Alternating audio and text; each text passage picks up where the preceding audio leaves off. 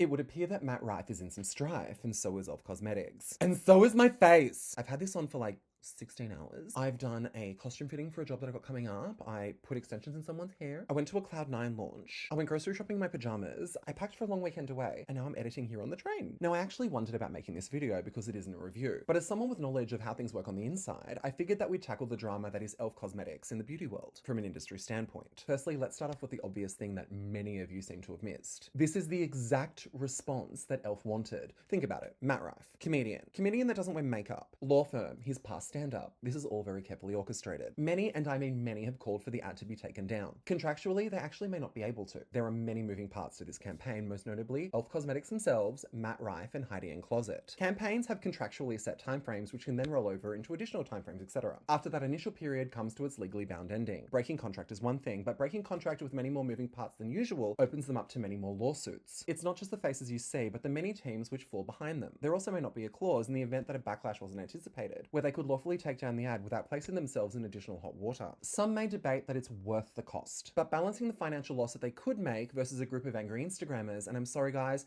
they really don't care about your dollar in this regard. You also need to remember that you're only a small percentage of the people that they actually sell and market to. There are many other demographics that will never lay eyes on a single e.l.f. campaign and are still valued and devout customers. Think foot traffic, age demographics, etc. The next issue is their apology and taking accountability for the campaign. Firstly, they did issue an apology, which many are claiming isn't an apology. But in doing so, they have taken accountability. It may not be in the way that you or others would do so, but the very act of an apology does just that because they acknowledge, whether or not sincere, their mistake, and they've taken into account the backlash. The only time that the debate that the apology isn't an apology makes sense is when people say the apology doesn't count because the video was still up. They have since flooded their page with a sea of new products. Let me tell you why this is important.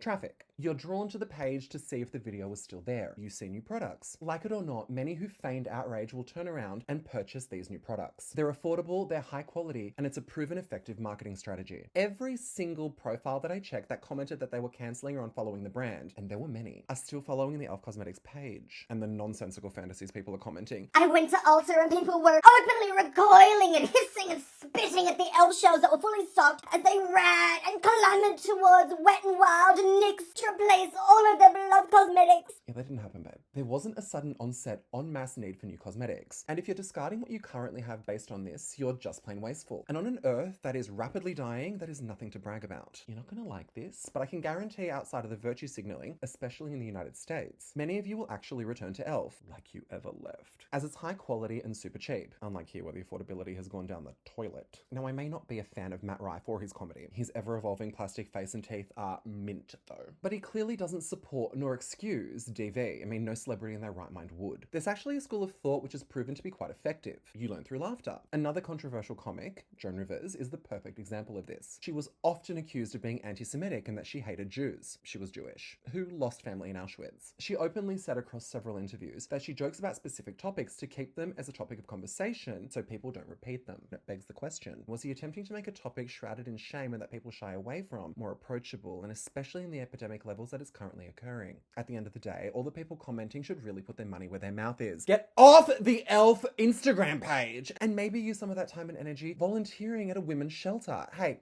you could even donate your e.l.f. cosmetics. Many of them do take used products, but we know you won't do that because you love your e.l.f. cosmetics. The more you comment, outside of stroking your own ego, you're just giving e.l.f. exactly what they want, and it begs the question, are you also part of the problem?